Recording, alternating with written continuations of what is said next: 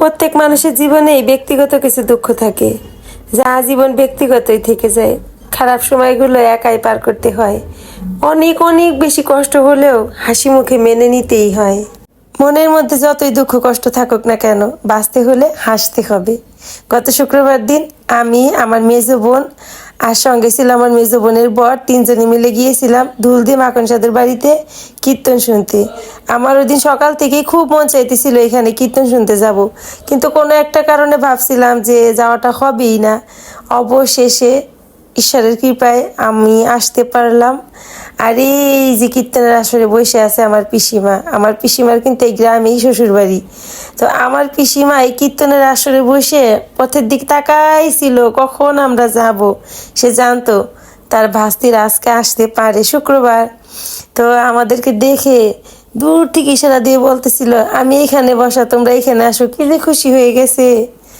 তো আসলে আমি ভাবতেও পারি নাই যে শেষ পর্যন্ত আমার যাওয়াটা হবে। গত বছর আমি, আমার বড় যা আসছিল, আমাদের বেআইন সাথে তিনজনে মিলে এখানে কীর্তনে আসছিলাম। সারাদিন ছিলাম, সকালবেলা আসছিলাম, দুপুরে এখানে প্রসাদ খাই, তারপরে বিকেলবেলা বসেও কীর্তন শুনি, সন্ধ্যার দিকে আমরা বাসায় আসি। খুব ভালো লাগছিল। তো এবছরও আমাদের ইচ্ছা ছিল সবাই মিলে যাব, সারাদিন থাকবো এখানে, কিন্তু আমার বড় যা, সে তার ভাগ্নের বিয়ে ওইখানে চলে গেছে। তো শেষ পর্যন্ত তার যাওয়াটা হয় নাই। আমি যাব ভাবছি, কিন্তু এ সমস্যা সে সমস্যা নিয়ে ভাবছিলাম যে শেষ পর্যন্ত যাওয়াই হবে না। কিন্তু ওই দিন বিকালবেলা আমার মেজো বোন বলল, বড়দি আমি যাব, তুমি কি যাবা? আমি আর একবার ভাবলাম না, যাব না যাব না, সোজা রেডি হয়ে ওদের সঙ্গে চলে আসলাম। তো আসলাম, আমরা 2 ঘন্টা কীর্তন শুনলাম, এরপরে চলে গেলাম প্রসাদ খেতে। আমরা তো সবাই খিচুড়ি প্রসাদ খেতে অনেক পছন্দ করি, যে এখানে কীর্তনে যাই, প্রসাদ খেয়ে তারপর বাসায় আসি। কিন্তু এখানে তো আমরা গেলাম খিচুড়ি প্রসাদ খাওয়ার আশায়। যাওয়ার পরে দেখি খিচুড়ি প্রসাদ না, ভাত খাওয়ায়।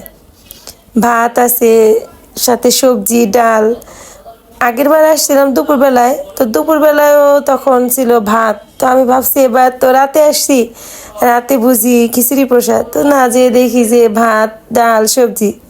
তো আমরা সবাই মিলে প্রসাদ খেলাম। আসলে প্রসাদ খিচুড়ি হোক আর ভাতই হোক, প্রসাদ তো প্রসাদই, প্রসাদের স্বাদই অন্যরকম হয়। খুব ভালো লাগছে প্রসাদটা খেতে। তো এখানে যে আমার মেজো বোন, মেজো বোনের বর, আর ওই যে আমার ছোট বোন। তা আপনাদের সাথে একটা কথা শেয়ার করি, এই দুলদি এই গ্রামে আমার মেজো বোনের শ্বশুর বাড়ি, আর ওই যে আমার ছোট বোনটারও এইখানেই শ্বশুর বাড়ি, আর আমার পিসি বাড়িতে এইখানেই। তো অনেক আত্মীয় স্বজন এই গ্রামে আমাদের।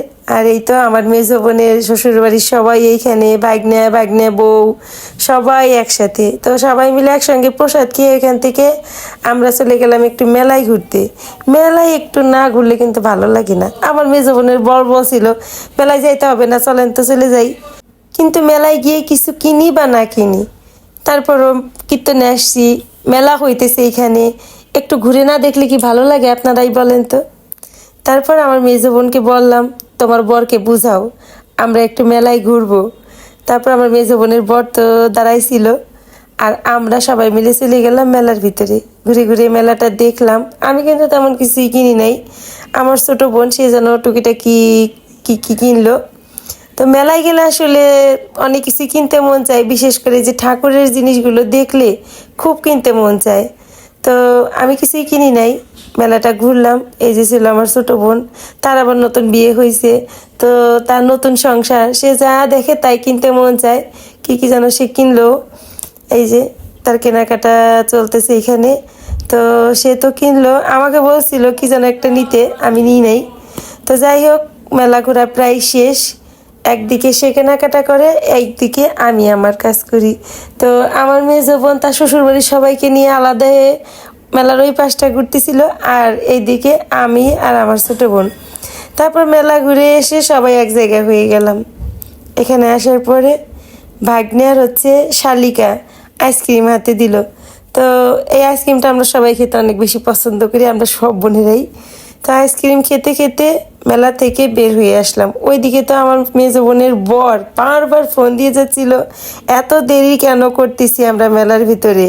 সে অটো ঠিক করে রাস্তায় দাঁড়াই আছে। তারপরেই তো চলে আসলাম বাসায়। তো আজকের মতো ভিডিওটা এই পর্যন্তই। ভালো থাকবেন সবাই, দেখা হবে পরবর্তী ভিডিওতে।